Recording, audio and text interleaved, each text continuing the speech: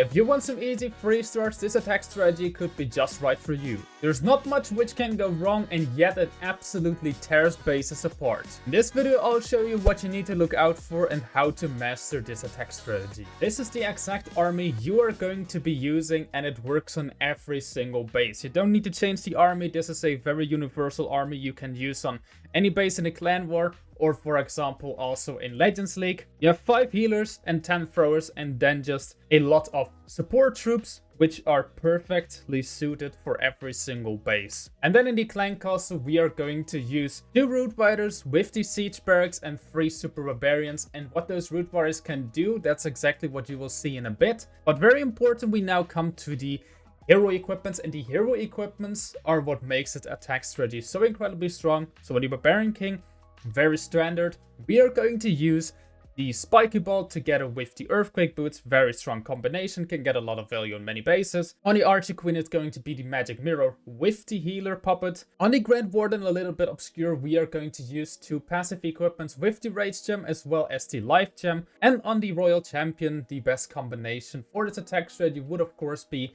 the Seeking Shield with the Rocket Spear. And how this attack strategy can work out, we are going to take a look at now on this base, on this box base. And you can already see on top of the Town Hall, the value from those Earthquake Boots on top as well as the Spiky Ball you have on the Barbarian King is incredible. So you always want to get your Barbarian King inside of the middle of the base and then use the ability to open up everything. But of course, very standard approach. We are going to use our Warden to funnel one side, and then of course we're going to use our Siege Barracks together with the Queen to funnel the other side with throwers. With this troop, with this attack strategy, it is so incredibly important to funnel perfectly. That's the only thing you need to watch out for, and that is funneling. You need to funnel perfectly with your Siege Barracks, with your Grand Warden walk, because those throwers of course have a huge range. So they can be a little bit stupid and they cannot go where you want them to go. At least if you do not watch out. So you can see Grand Warden walk on one side, takes out the Expo and funnels perfectly. And on the other side we now have the Siege Barracks together with the Ice Golem as well as the Archer Queen. And they funnel the 3 o'clock compartment, and now the throwers cannot go anywhere except inside of the base where you want them to go of course. Then you use all of the balloons to tank for Seeking Air Mines, to take a look if there are any Seeking Air Mines which could harm your healers. And that was of course the case. We got a little bit unlucky with the air defense here. So the air defense is going to snipe off a few of our healers, but of course also our loons are going to tank for the air defense. And now you can already see, just take a look at this Spiky Ball, takes out I don't even know how many key defenses, and with that of course you can easily overrun the base. Everything is open up, the throwers can reach every single important building. The Archer Queen together with the Root Riders cleans up the right side. As you can see, the Root Riders opened up the wall for the Queen perfectly, so the Queen can just continue going on to her walk and continue clean up the right side of the base. We still have the Archer Queen ability, we still have the Warden ability, which is completely useless by the way, it just gets a little bit more HP. But of course we also still have the RC ability, and to be quite honest, you could have swagged the RC. We didn't need the RC in this attack strategy because the base just got completely overrun by our throwers. One more thing you need to watch out for is time. Time is also an issue with this attack strategy. So if you are a little bit scared of time, you can also bring a little bit more cleanup. I don't have too much cleanup in this attack in this army, in this specific army, but you can of course take out 1 or 2 loons and take a few wizards or archers or goblins or anything instead of those 2 loons. But this was a perfect beginning and completely shows how you can overrun bases in Clash of Clans, especially if you used Spiky Ball and the Earthquake Boots correctly. But of course it doesn't only work on that one specific base, but also on other bases. And in this example, I am going to show you a hit on a base that we actually posted last week. Yes, I know that's not the best showcase of our base building, but if you want a link to this base, then take a look at our last video or just click on the eye above, and you will also be able to find different Town Hall 17 bases there. which will perfectly defend for you in Legends League, in Clan Wars, or anything basically. But once again, same approach, just now on a different base, this time on a diamond base. Same approach, Warden Walk on 6 o'clock, or just basically Warden Walk on one of these sides.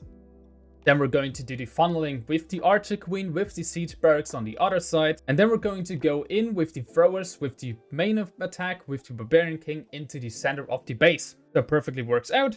Warden funnels one side. Now we can lure the Warden over with our throwers. We can send our Barbarian King into the mix. Then we send in the Barracks into the 3 o'clock compartment, and it will take that out. We can use the poison spell on the Clan Castle. Clan Castle also easily gets taken out.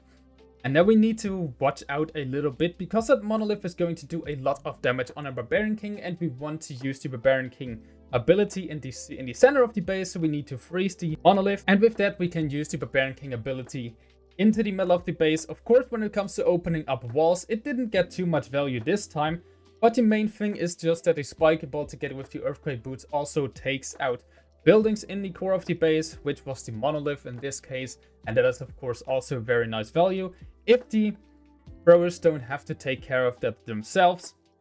And now you can already see the Root Fighters on the right side out of the Siege Barracks are going to do a lot of work for the Archer Queen. The Archer Queen doesn't have to walk outside of the base to get to the main defenses. We still have the skeleton spells to tank for anything. We can tank the Minion Prince, we can tank ricochet cannons. The skeleton spells are just so incredibly versatile to help your queen, to help your throwers, or just anything that can harm your troops. And you can see those throwers are going to absolutely overrun this base once again. Our C ability takes care of the rest. And once again, we didn't really need the RC. We could have swagged it, we only used it for time reasons. We still have a rage spell and 2 free spells which we can swag. That just comes to show that even a base built by one of the best base builders in the world, Daniel RJ, isn't safe from this attack strategy, and you can easily crush it. But even if this base would have been max, you still would have completely overrun this base because so many troops were still alive. And of course, I still had 3 spells which I didn't use. Quick reminder, if you're planning on buying any Ingham items, make sure that you are using a creator code. Code RHBB would of course be much appreciated. Let's take a look at another example because it is so fun. And once again, we have the same setup. We do the Warden Walk at 6 o'clock and we do the Siege Barracks at 3 o'clock. Test a little bit before you deploy your Warden to see if there are any Tesla or just any bait for your Warden Walk. You have to watch out with that. But for that, of course, you have those archers. You can just deploy an archer before you drop the Grand Warden, and with that you can easily take care of the funneling on one side, and then you can take care of the funneling on the other side with your Archer Queen as well as your Siege Barracks, as well as of course once again you deploy the Ice Column in front of the Siege Barracks to tank for those defenses a little bit, so your packers go inside of the base and do what they are supposed to do. And now you can see again the Skeleton spell is going to do a lot of work. For your throws, it is going to tank the Ricochet Cannon, Multi-Archer Tower, Single Inferno Tower, Minion Prince. Those skeleton spells are so incredibly key to the success of this attack strategy. Just take a look in a bit at those Root Riders that are now coming out of the Siege Barracks. They are going to do a lot of work for the Archer Queen. Once again, we are now going to use the Barbarian King ability inside of the core of the base. And with that, we will be able to open up basically anything and also take out a few of those key defenses, exactly like that. We still have so many spells to use for our throwers. So our throwers, we want to always use the rage spells on our healers. If you're unable to both hit your healers as well as your throwers, always prioritize your healers. Your healers should be priority with the rage spell at all times. Because those throwers, if they're clumped up, they do enough damage. You don't really need the damage boost on them. But those healers, you desperately need to have the heal boost on your healers, because else throwers might go down. Once again, we send in the RC backend. Could have probably swagged it once again. Use the Skeleton spell to distract the Barbarian King as well as the Monolith. And we of course also have a Headhunter to help out. With that, we have 3 spells again, which we basically do not use. With that, we again have 3 spells, which we basically do not need. We have a free spell and another free spell and a rage spell, which were not necessary to get the 3 stars. Of course, the space once again wasn't max, but hey, who will face any max bases yet. People, of course, still have to level the bases first, and it takes some time. But also on a max base, this would have been a triple once again, because it is such an incredible overkill. Army link to this attack strategy is, of course, as always, in the description of the video. If you want to try it out yourself, it works perfectly in Clan Wars as well as Legend League, or just basically any attack which you want to do. If this video helped you out, then make sure to like and subscribe to not miss any more content. I would highly appreciate that. But with that, I would say see you guys soon with the next video. Until then, see ya and bye bye.